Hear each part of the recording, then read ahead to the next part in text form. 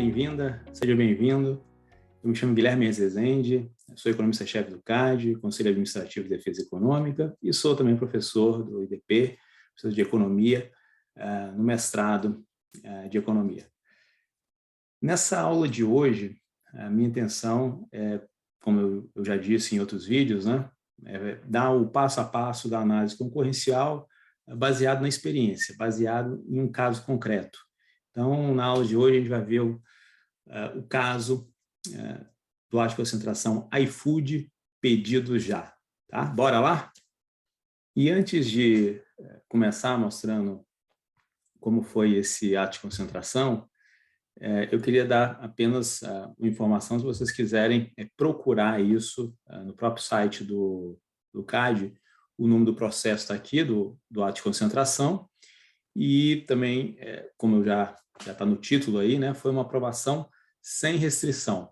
A gente vai, ao longo dessas aulas aqui, mostrar vários tipos de operações, algumas aprovadas sem restrição, como que é o caso de hoje, algumas aprovadas com restrição, né, a imposição de remédios antiestruche, tem até um vídeo já da ArcelorMittal Votorantim, que foi este o caso, e também casos de reprovação de atos de concentração. Tá? O caso teve a sua aprovação em 8 de março de 2018, só que ele começou a ser analisado em 2017. Né? Então, ele é um caso que começou em 2017 e foi finalizado em 2018. Tá?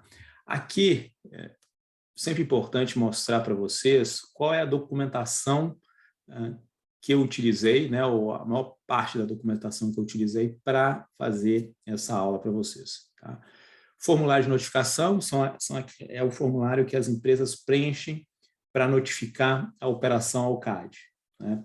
Então, é com base nessas informações iniciais que o CAD vai fazer a análise. Tem o número SEI, aqui tem um link que vocês podem copiar, colar no seu browser e entrar pelo sistema de informação eletrônica do CAD e digitar esse número SEI, vocês vão encontrar esse documento. Também outro documento muito importante é o parecer da Superintendência Geral. Também tem o número SEI e vocês conseguem identificar facilmente o parecer por meio desse número. E coloco mais dois documentos interessantes para vocês poderem acompanhar e lerem, se tiverem mais interesse. Um é o caderno, um dos cadernos do CAD, sobre mercados de plataformas digitais. Um caderno excelente, que cobre os últimos 25 anos de fusões e aquisições no CAD, tá? Que vocês podem olhar vários casos que passaram pelo CAD, inclusive esse. Né? Além disso, você tem casos de condutas unilaterais que também passaram pelo CAD sobre mercados de plataformas digitais, tá? Nos seus mais variados segmentos. Né? O que a gente vai ver hoje aqui é o caso do iFood e do pedido já, que envolve serviços de pedido online de comida. Tá?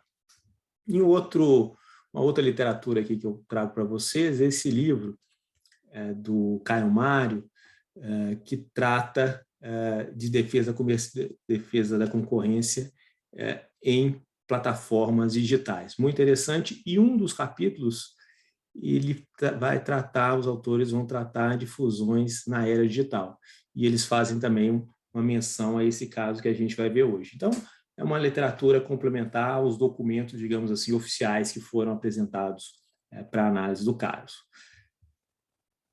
Começando a história, né, eu trago essas duas empresas aqui. O que seria a Naspers e a Delivery Hero? Né? A Naspers é uma empresa sul-africana, né, focado em serviços de internet e de entretenimento, e que no Brasil a Naspers também investe em setores da internet, né, ou setores que têm o seu serviço online. E um desses investimentos que a Naspers fez ao longo dos anos foi na iFood. Tá? Então, a Naspers atua no Brasil por meio da iFood no serviço de entrega de comida. tá? Também, no Brasil, o grupo Rocket Internet, ele tem a Delivery Hero, né? E a Delivery Hero atua no mercado de pedidos de comida por meio da Pedidos Já, tá? Então, é por isso que quando a gente vai olhar a operação, né? As empresas que estão envolvidas na operação, você tem a iFood e a Pedidos Já, mas quem está por trás dessa operação é a Naspers e a Delivery Hero. Também um ponto importante, antes de se iniciar aquele passo a passo da análise concorrencial, é entender a operação. E aqui não há uma compra integral da iFood, comprando toda a Pedidos Já. Na verdade, aqui a operação é a aquisição pela Naspers de 13% da Delivery Hero. Tá? No caso, a Naspers já possuía cerca de 10,6% da Delivery Hero. Então, na verdade, aqui é uma operação que representa um aumento da participação da Naspers na Delivery Hero. Tá? Então, esse aumento vai ser de 13%. Então, na perspectiva da análise concorrencial, o que acontece aqui? A operação, com essa operação, né, a Naspers vai ser a acionista ou a maior acionista individual num quadro de acionário que é fragmentado aqui na Delivery Hero. Então, a Naspers vai ter uma maior participação, ou a participação majoritária.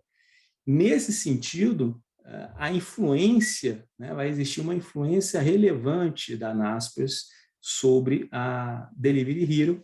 Então, portanto, em uma perspectiva concorrencial, você vai tratar essa operação como uma aquisição de controle da Naspers pela Delivery Hero. Então, nesse sentido, também a iFood vai ter um controle sobre Pedidos Já. Tá? Então, nesse sentido, a gente vai tratar a análise dessa operação, apesar de ser uma aquisição de um percentual de uma na outra, como a iFood vai ter uma maior ingerência, né, um maior controle agora sobre Pedidos Já, é como se fosse uma compra integral da iFood em relação a Pedidos Já.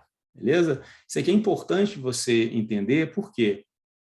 Porque muitas vezes essas aquisições não são integrais, né? Não são de tomada de controle, são como se fosse uma participação minoritária onde uma não vai ter ingerência, não tem poder de veto, não tem poder de decisão sobre a empresa adquirida.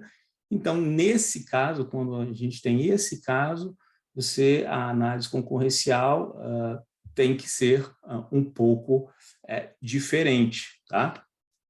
Nesse caso aqui, você tem um controle da iFood sobre Pedidos Já, então você segue aqui o nosso passo a passo da análise concorrencial.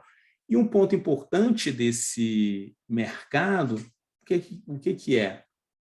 São essas plataformas, né? Esse conceito de plataformas de dois lados. Né? E nesse caso aqui, as plataformas têm efeitos de rede indiretos, ou, dito de outra forma, né, tem efeito entre os grupos, ou efeitos cruzados. Tudo isso é a mesma coisa, quer dizer o quê?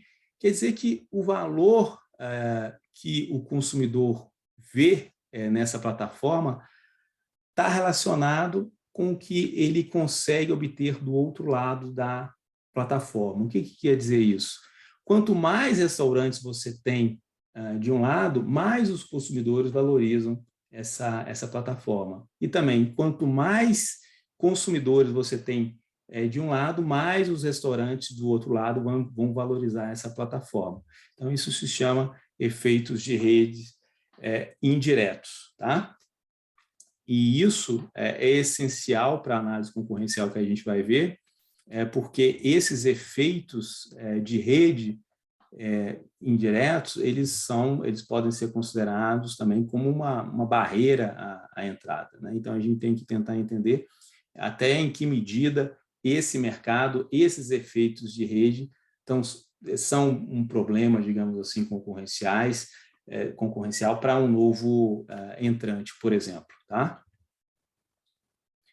E aí a gente, como eu já mostrei em uma aula passada, a gente vai seguir esse passo a passo da análise concorrencial, da análise de um ato de concentração, na sua versão clássica, né? Primeiro a gente vai definir os mercados relevantes, depois a gente vai olhar a possibilidade de exercício de poder de mercado, depois a gente vai olhar para a probabilidade. Se precisar, a gente entra e trata eficiências. Nesse caso aqui, a gente vai ver que a gente não precisou nem adentrar a discussão de eficiências. Nesse caso também aqui não teve problema de poder coordenado, e como eu já adiantei para vocês, essa operação foi aprovada sem remédios, foi uma aprovação sem a necessidade de imposição de nenhum remédio antitruste, tá? Em relação ao mercado relevante, na sua dimensão produto, o segmento que foi analisado é o de pedidos online de comida, tá? Esse segmento ele foi mais restrito do que o pedidos de comida em geral, que incluiria os pedidos, digamos assim, offline, que seriam os pedidos por telefone, por exemplo, tá? Então, nos pedidos de comida online, foram incluídos, né, para a definição desse mercado relevante produto, 3 modelos. Que a gente chama de marketplace, né, que seria só aquelas plataformas que reúnem restaurantes e consumidores ali nos seus dois lados, e aí a entrega da comida seria feita individualmente por cada um dos restaurantes. As plataformas dedicadas, né, também seriam aquelas que o próprio restaurante, né, faria. A plataforma seria uma plataforma só daquele restaurante específico e ele também se incumbiria de fazer a entrega. E também tem aquele modelo que a gente chama de especialistas em pedidos e logística. Então, ele tem tanto o marketplace e também a plataforma, ela é responsável pela entrega, tá? Então, esses 3 modelos de negócio abarcaria a nossa dimensão produto de pedidos online de comida, tá?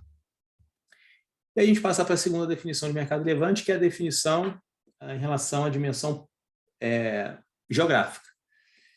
Aqui, o mercado ele é nacional, mas também com importantes elementos locais, que deveriam ser considerados na análise. Ele é nacional por quê? Por causa de 3 elementos, tá? Primeiro, a precificação. Geralmente, ela é nacional nessas plataformas. Também as ações de marketing, né, visando o reconhecimento da marca daquela plataforma, a propaganda também ela vai ser nacional. E, por fim, o modelo de negócios, principalmente esse que eu falei, né, de marketplace, ele é replicável para outras localidades. Mas o componente local é muito importante. Por quê? Porque a demanda é intrinsecamente local, né, municipal. Por que ela é municipal? Porque quando eu vou pedir uma comida por plataformas, né, eu tô em Brasília, eu vou ser atingido pelos marketplaces, né, pelas plataformas de entrega, pelos restaurantes que estão em Brasília, né? Qualquer questão concorrencial, um aumento de preço, para onde eu vou desviar minha demanda, eu vou estar restrito basicamente à localidade de Brasília, nesse exemplo que eu dei, tá? Então, qual é a solução aqui? Nacional ou municipal? Na realidade, foi analisado os 2 cenários, né? O mercado municipal de pedidos de comida, então ele é bastante fragmentado, no caso onde existia a sobreposição das 2 empresas que estavam na operação iFood e Pedidos Já, foram cerca de 153 municípios, tá? Precisamente 153 municípios, em que é necessário tentar entender essa dinâmica municipal.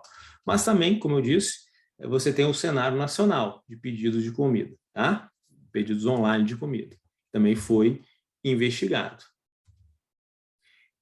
Então, o nosso segundo passo aqui na análise concorrencial de ata de concentração é ver a possibilidade de exercício de poder de mercado. E aí a gente vai tentar olhar, nesse caso aqui, estrutura de mercado e fazer uma análise HHI. Qual que é a dificuldade de mercados disruptivos, mercados, muitas vezes, de plataforma? São os dados. Que dados olhar? Né? Que dados observar? Existe uma série histórica disso? No caso em questão, as requerentes, né, tanto a iFood quanto a Pedido Já, alegaram que não existiam dados públicos, né? Então, seria muito difícil construir uma estrutura de mercado, fazer uma análise HHI, né? Então, também tinha uma indisponibilidade de fontes, né, de terceiros, né? Alguma instituição que consolide isso, tal. Então, não foi possível, né, ou não era possível fazer um dimensionamento preciso aí da estrutura de mercado para fazer essa análise de possibilidade de exercício de poder de mercado. Que aqui, o que a gente vai olhar? Primeiro, seria aquela primeira análise, ver se a operação ela acarretaria em um market share maior do que 20%. E o outro também seria olhar o HHI, que é um índice de concentração, até expliquei com detalhes nas aulas que já estão disponíveis aqui no canal, que é um índice de concentração que tenta captar, por meio do market share individual de cada uma das empresas, tenta trazer alguns níveis preocupantes para a autoridade antitruste em que a análise deveria prosseguir. No caso aqui, não foi possível construir nem numa análise nacional, de maneira precisa, com dados, né, públicos ou dados de terceiros, essa estrutura de mercado, e muito menos nos 153 municípios em que havia sobreposição das duas empresas. Tá? Então, o que a superintendência baseou para fazer essa análise foi dados das próprias empresas, né, que elas fizeram algumas estimativas de tamanho de mercado, e aí foi possível calcular o market share das duas empresas. E o que se observou é que a participação, né, como era de se esperar, né, da iFood, ela cresceu bastante e alcançou em 2017 cerca de 50% do mercado. Tá? E também a participação da outra requerente, que era Pedido Já, são números restritos, a gente não pode falar, não está nos autos públicos, mas dentro daqueles intervalos, né, de confidencialidade que a gente pode falar, ela não chegava a 5%. Então, era uma aquisição de uma empresa que era dominante no mercado, de uma empresa que era muito pequena no mercado. De toda forma, digamos assim, com um olhar conservador para essa operação, o que o CAD fez? O CAD prosseguiu na análise, né? Então, ele já sabia que o market share de 50% já passava daqueles limites de 20% que estava na lei, né? Mesmo fazendo uma aquisição de um percentual pequeno em termos de participação, mas, por uma questão conservadora, se prosseguiu na análise, né, para investigar se a operação trazia ou não riscos concorrenciais, olhando rivalidade e questões de barreiras à entrada. Então, se vocês forem nos autos, vocês vão ver que não foi possível construir um HHI, né, esse índice de concentração, e também se assumiu ali essa posição dominante da iFood, como a principal empresa do mercado, aí olhando em termos nacionais, também tinha algumas estimativas da própria empresa de algumas grandes cidades que ela atuava, mostrando também que em algumas grandes cidades ela tinha uma posição dominante ali. E aí a análise, né, como vocês já entenderam, né, se já viram os outros vídeos, né, a gente prossegue com a análise concorrencial, olhando nesse caso as condições de entrada e condições de rivalidade nesse mercado. Então, isso se chama o quê? Se chama análise de probabilidade de exercício de poder de mercado. No caso, a gente vai olhar a entrada e a rivalidade, como eu disse. E, nesse caso específico, né, não faz sentido olhar importações, né? Por isso que importações fica de lado. Mas esse mercado de plataforma digital, ele é um pouco mais complexo, né? Ele é disruptivo, inovador, crescimento recente e muito rápido, muitas oportunidades de negócios ainda. Então, a questão de fazer uma análise tradicional de entrada, olhando se a entrada é provável, tempestiva e suficiente, também eu explico isso em uma outra aula, é só procurar. Ao tentar fazer isso nesse mercado, a gente não tem dados suficientes, justamente porque é um mercado muito novo em franco crescimento. Então, é difícil ter variáveis que consigam captar da maneira clássica, né, utilizando o ferramental tradicional, essas questões de entrada. Também rivalidade, vocês vão ver que é um mercado difícil de se analisar com ferramentas mais tradicionais, né? Vocês vão poder observar que a análise que é feita nesse caso aqui, que foi feita nesse caso, é uma análise muito qualitativa, né, com base em ofícios enviados para os concorrentes, né, fazendo algumas perguntas sobre esse mercado e sobre a rivalidade e condições de entrada. Então, quando a gente está olhando, quando a gente vai analisar aqui a probabilidade de exercício de poder de mercado, foi feita uma instrução bastante extensa no processo, né, fazendo o que a gente chama de market test, né, oficiando os concorrentes. Foram cerca de 17 concorrentes, né, em todo o território nacional sendo oficiados, e também olhando os clientes. Mais de 300 clientes aí também foram oficiados nesse mercado. E, como vocês vão perceber, as respostas, né, desses ofícios, né, respostas muitas vezes qualitativas desses ofícios, foram fundamentais para fazer a análise concorrencial. Tá? Primeira parte da nossa análise de probabilidade é olhar a questão da entrada, né? Se a gente tem barreiras à entrada ou não. Né? Então, primeiro é o mapeamento desse serviço no Brasil. Né? Ele começou a operar, o serviço de pedidos online, começou apenas em 2011, relativamente recente, né? Um mercado relativamente novo. As requerentes, né? Em 2014, apenas 5% dos restaurantes brasileiros ofereciam o serviço de pedido online.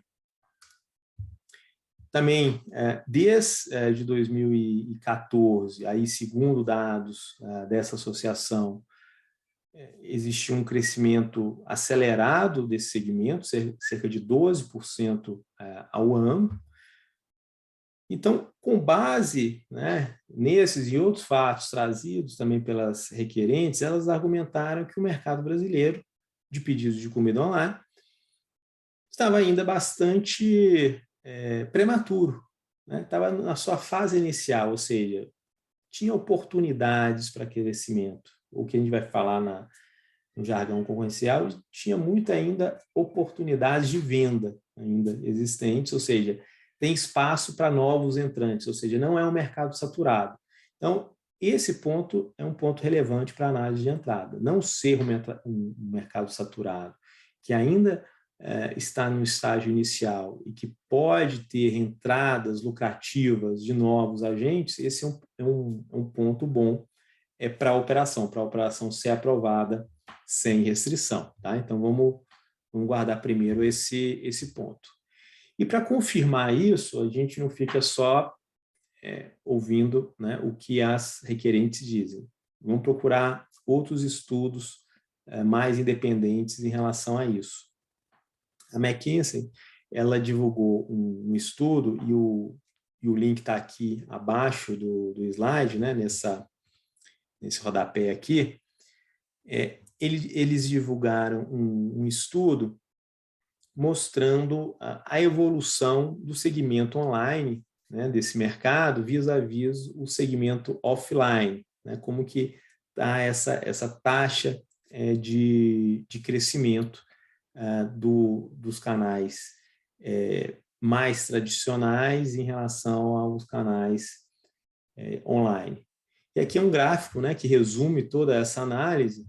É uma análise feita com base em países selecionados, principalmente os países desenvolvidos, né, mostrando que lá em 2011, por exemplo, você tinha 92% dos pedidos sendo feitos por telefone e apenas 8% feito de maneira online. Né? Telefone aqui, né, é uma proxy aqui de falar dos pedidos offline. E já em 2020, né, você tem 42% dos pedidos offline por telefone e 58% dos pedidos online. Então, você vê uma mudança gigantesca aqui desse padrão de pedidos de comida. Ou seja, agora você tem as entregas online dominando o mercado. E esse padrão, que é um padrão, né, mundial, dos principais países do mundo, os mais ricos, o que se argumentou aqui é que o Brasil também estava seguindo essa linha, mas ele estava, digamos assim, um passo atrás ainda dessa dinâmica. Né? Então, você ainda tinha muito mais espaço para os pedidos online crescer, né? Confirmando aquela visão trazida pelas requerentes. Então, em termos de uma análise de entrada, o que se pode falar é que, nesse cenário, né, ele tende a ser muito favorável à entrada e que seja atraído novos e grandes players para esse mercado em expansão ainda. E isso pode ser visto pelos ofícios que foram enviados, respostas, né, para os concorrentes, em que eles disseram algumas coisas. Por exemplo, a Uber Eats, ela tinha afirmado que era possível ingressar no mercado com uma escala mínima relativamente baixa, né? E também ressaltou, né, que o segmento opera, em sua maioria, com margens muito baixas, né, em que as economias de escala, né, são importantes para que se tenha lucratividade. Você tem que crescer, você tem que começar a entregar você tem que ter na sua plataforma muitos restaurantes e ter uma base de clientes, né, de consumidores que vão acessar a plataforma pedindo comida também grande, para que seja lucrativo. Tá? Também a empresa afirmou que o segmento de pedido de comida encontra-se em crescimento. Foi isso que a gente realmente observou pelos dados, né, e que era possível, nesse sentido, a entrada de novos agentes. Interessante observar aqui, quando a gente está falando da Uber Eats, que aqui é um dado, né? Uma operação que aconteceu, como eu disse, em 2017 e 2018. Ela também estava entrando no Brasil. Gravando esse vídeo aqui em 2022, a gente já sabe, né, que ela não vai mais operar na entrega de comida. Então, é uma empresa que entrou e depois saiu. Né? Algumas outras, né, várias outras, elas entraram e ainda continuam operando nesse mercado. Mas é importante ressaltar que, naquela época, né, foi a melhor informação que a autoridade antitruste tinha para tomar a sua decisão. Ela estava vendo a entrada de um grande player no mercado brasileiro, um grande player internacional no mercado brasileiro de entrega de comida, né? Um outro grande player que entrou no país foi a Rappi, né, que era uma startup colombiana, né, que tinha forte presença tanto na Colômbia como no México, e também estava entrando fortemente aqui no Brasil. E foi questionada sobre as condições de entrada no mercado brasileiro, e ela disse que houve uma intensa entrada de novos players nos últimos anos, né, que eu ressaltei até alguns que entraram, e também falou que qualquer empresa que queira lançar uma plataforma online é capaz de fazê-lo. A tecnologia não é um fato impeditivo para entrar nesse mercado. Então, reafirmando que as condições de entrada nesse mercado eram favoráveis. Tá? Isso perguntando para os concorrentes, né? Essa informação é importante. E um outro ponto aqui que eu queria trazer, que é importante analisar, a gente está olhando questões favoráveis de entrada, agora eu vou trazer algumas questões negativas, né? Que a gente tem que ponderar ao olhar sobre essa facilidade ou não de entrada de concorrentes. Aqui, a gente está tratando de mercados de dois lados, como eu falei lá na introdução, né? Mercado de plataformas digitais, geralmente mercados de dois lados ou múltiplos lados. Então, a grande dificuldade aqui na entrada de novos concorrentes situa-se justamente nesse ponto aqui, né? A capacidade de criar uma ampla rede de restaurantes cadastrados e a atração de consumidores, né? Para ambos, né, tanto para consumidores quanto para os restaurantes, aquela plataforma ela precisa fazer grandes investimentos em marketing. Tá? Então, para você atrair para a plataforma restaurantes, você tem que fazer propaganda tentando atrair, também para que os consumidores utilizem a plataforma, fazendo pedido de comida, também eu preciso de investimentos maciços em marketing. Isso pode ser, né, claramente uma barreira à entrada, o nível de investimento em marketing.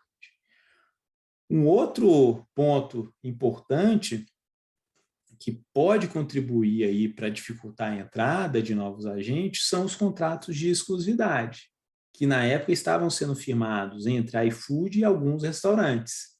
Então, a gente vai ver um pouquinho mais à frente que esses contratos de exclusividade poderiam dificultar o acesso de outras plataformas. Né? Quanto uma concorrente fosse entrar no mercado, o mercado poderia já estar todo tomado pela iFood, por exemplo, com contratos de exclusividade com os restaurantes. Então, não teriam bons restaurantes para aderir a essa nova plataforma, ou mesmo para os concorrentes que estavam lá no mercado. Então, isso foi, à época, investigado pelo CADE. Então, vamos colocar, né, em contexto, lá em 2017, 2018, né, esses contratos de exclusividade ainda eram firmados com um pequeno número de restaurantes, né, e que representavam cerca de, aqui é acesso restrito, né, mas aqui um pequeno número, não era a maioria, tá?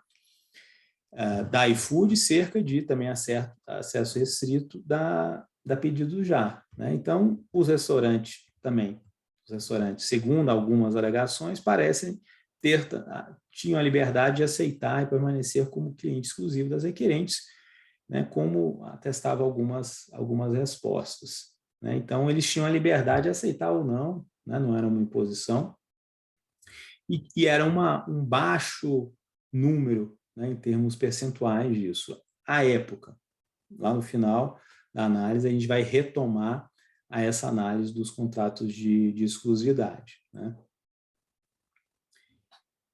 De todo modo, aqui, o que até eu coloquei grifo e negrito, e entre aspas, mostrando o que a Superintendência Geral falou sobre os contratos de exclusividade naquela época. Né? Contratos de exclusividade podem vir a ser usados para aumentar as barreiras de mercado do segmento. Devem, portanto, ser acompanhados em atos de concentração futuros. Então, apesar de não ter tido um problema aqui nesse caso específico, a SG no seu parecer, colocou, olha, isso está sendo monitorado e eu posso tomar alguma atitude em termos de conduta unilateral no futuro, ou até em uma outra fusão e aquisição no futuro, tá? E agora a gente vai para a análise de rivalidade. E aqui na análise de rivalidade, o que foi analisado que não se viu um grande problema, um grande impacto concorrencial? Foram analisados 3 pontos. Primeiro, a Pedidos do Já era uma empresa com uma atuação bastante limitada, né? Como eu disse lá no início, ela era responsável por menos de 5% do mercado no último ano da análise aqui, 2017. Tá? Também foram trazidos aos autos evidências, um parecer econômico apresentado pelas requerentes, utilizando a econometria, microdados, mostrando que a atuação da Pedido Já não estava afetando de forma significativa a atuação da iFood. Qual que é o ponto principal?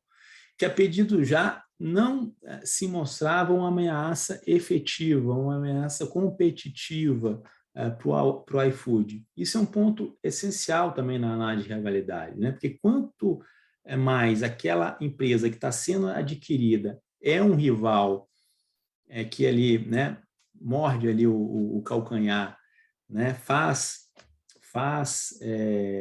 barulho, né, traz problemas, né, para o concorrente, e o concorrente, nesse sentido, ele vai tentar comprar aquele concorrente que está tentando ser mais disruptivo, tentando jogar o preço mais para baixo, né, é mais inovador, mais eficiente, isso seria problemático, né? Rouba muita demanda, né, dos seus clientes, né? Os consumidores veem aquele concorrente como um substituto mais próximo. Quanto mais evidência nesse sentido, mais problemático da operação. Mas no caso aqui foram trazidos realmente evidências econômicas, e aí isso tudo aqui, o Departamento de Estudos Econômicos do CAD também se debruçou e confirmou essas evidências, mostrando que o Pedido Já não era o principal competidor e não era uma grande ameaça competitiva para o iFood, né? Então, essa evidência também trazia mais conforto para a tomada de decisão do CAD em relação a que isso não geraria um impacto concorrencial muito grande, né, negativo, digamos assim. E o terceiro ponto, né, é um mercado com forte oportunidades de expansão, né, e foram observadas ali naquele momento a entrada tanto da Uber Eats quanto da Rappi e também de vários outros players nacionais sendo colocados no mercado, disputando esse mercado de pedidos online. Tá? E via, né, uma tendência de incremento, né, dessa rivalidade no futuro, tendo em vista a entrada desses players internacionais. Como eu disse, por mais que a gente possa ver agora, em 2022, que a Uber Eats saiu do mercado, naquele momento, né, era a melhor informação disponível para a autoridade antitruste tomar a sua decisão. Ela estava vendo a entrada tanto da Uber Eats e da Rappi, 2 players internacionais relevantes. Tá? E a conclusão, então, de probabilidade? Uma vez que as condições de entrada no mercado de pedidos online de comida são favoráveis, né, conclui-se que a operação não acarreta a probabilidade de exercício de poder de mercado pelas requerentes. Então, por todo o exposto ali em relação à entrada, aquela ponderação entre prós e contras ali dos argumentos, viu-se que as condições de entrada eram favoráveis. E essa conclusão, né, da entrada foi reforçada por essa expectativa de acirramento da rivalidade nos próximos anos, né, pela essa entrada, né, de novos concorrentes e também pela fragilidade da empresa adquirida, no sentido que ela possuía baixa participação de mercado. Então, apesar da iFood ser grande, ela estava, na verdade, adquirindo outra empresa com baixa participação. Então, não tinha grande nexo de causalidade essa essa aquisição. Tá? E também ressaltou-se, né, que apesar de não se ver grandes problemas concorrenciais, era necessário um contínuo monitoramento desse mercado, né? Uma vez que o quadro apontado pelos restaurantes é que um mercado bastante concentrado, dominado pela iFood. Então, 2 pontos aqui, né, que eu até vou ressaltar no resumo, na conclusão, que foi monitorado pelo CAD. As novas aquisições que poderiam ser feitas pela iFood e também os contratos de exclusividade, que apesar de não ser um ilícito per se, né, não ser um ilícito que você tem que punir só porque é um contrato de exclusividade, a gente sabe que os contratos de exclusividade muitas vezes podem, né, pelos seus efeitos, né, analisados os seus efeitos, pode trazer um prejuízo à concorrência. E isso o CAD iria continuar monitorando e se houvesse, né, qualquer problema em termos de contratos de exclusividade, o CAD poderia abrir um processo para analisar uma conduta unilateral de uma empresa que detinha a posição dominante, que é a iFood. Mas eu volto isso um pouco mais nas conclusões.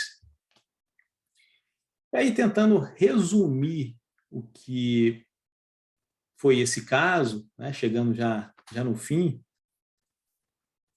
esse caso, ele foi, como vocês viram, né, e vocês vão poder ver muito mais analisando os documentos que eu pedi para vocês lerem, o caso foi feita uma análise minuciosa da Superintendência Geral, que ao final aprovou sem restrições. E foi baseado em alguns aspectos, como eu disse aqui. Primeiro, essa perspectiva de crescimento do mercado dos próximos anos. Baixa rivalidade doméstica, mas com expectativa de aumento da concorrência futura, né? Justamente pela entrada recente, né, naquela época, 2017, 2018, de importantes players globais.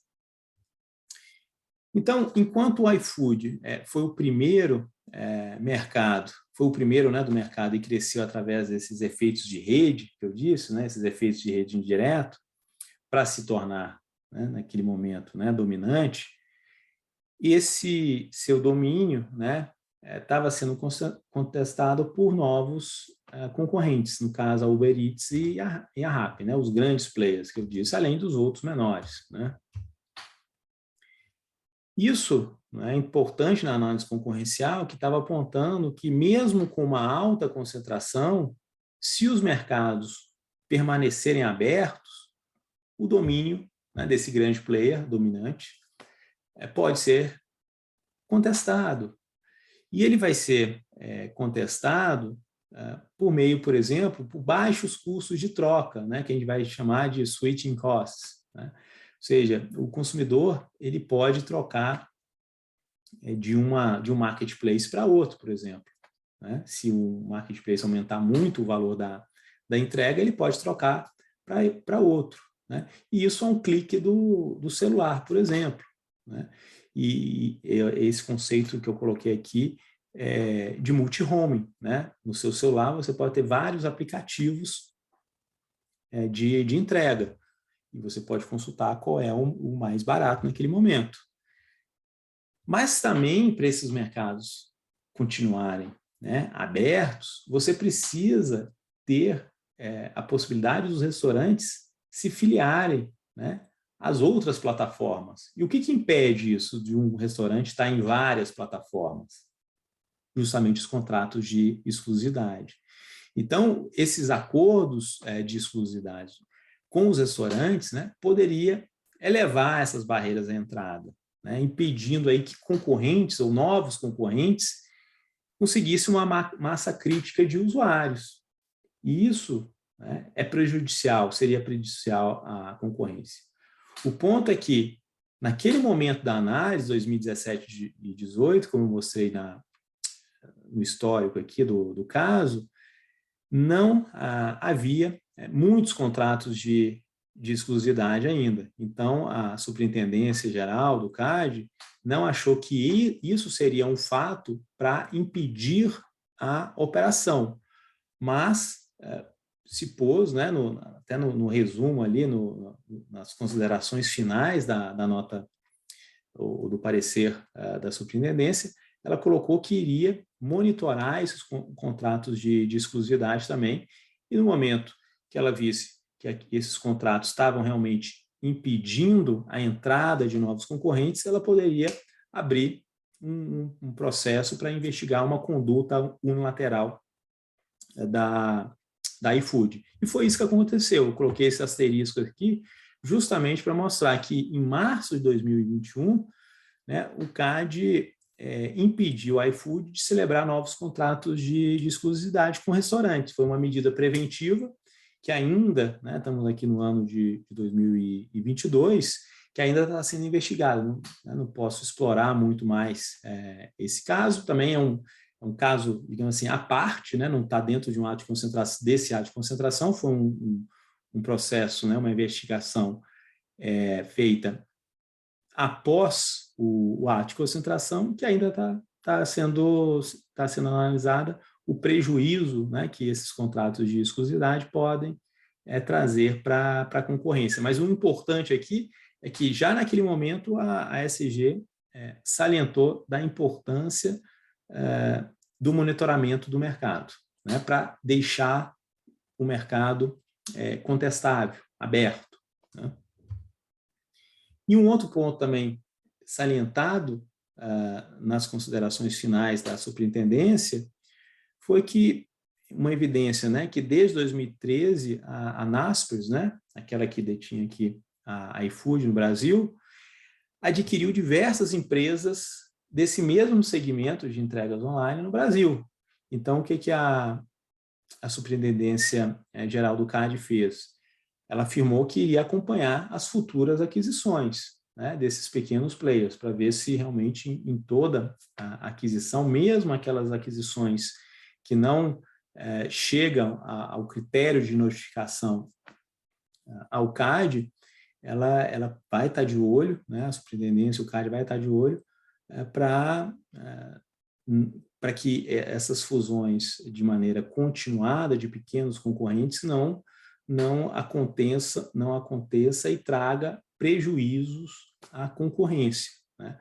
Não que isso, per se, seja ruim, essas aquisições, mas é importante um olhar cuidadoso da autoridade em relação a essa sequência de aquisições. E o que foi dito aqui é que ela vai monitorar esse mercado de perto para que essas futuras, né, fusões e aquisições não tragam prejuízos à concorrência.